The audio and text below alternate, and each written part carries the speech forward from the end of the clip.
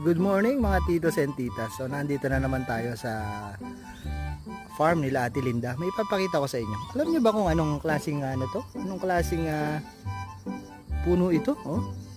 Sa mga kaibigan ko na nandito sa Japan, may makapagsabi ba sa inyo kung ano to? Para siyang maliliit na bayabas. Na hindi naman siya bayabas, no? Ang ganda niya. Tutuwa kasi ako kasi yung puno niya malaki. Para siyang puno ng tsaa. Pero yung mga bunga niya ganyan. Napakita ko sa inyo yung likuran, no? Oh, ayan siya, oh, grabe, oh, karami niyang bunga. Kinakain siya ng mga ibon. Ano, mga hinog, oh. Hindi ko alam kung anong klase yan. First time ko lang nakita yan, oh. Oh. Malaki siyang puno, pero napakarami niyang bunga. Maliliit lang pala siya na puno. Pero yung bunga niya, napakarami. Ano kayang klase yan? First time. Baka may nakakaalam sa inyo. Pakisabi lang kung ano yan.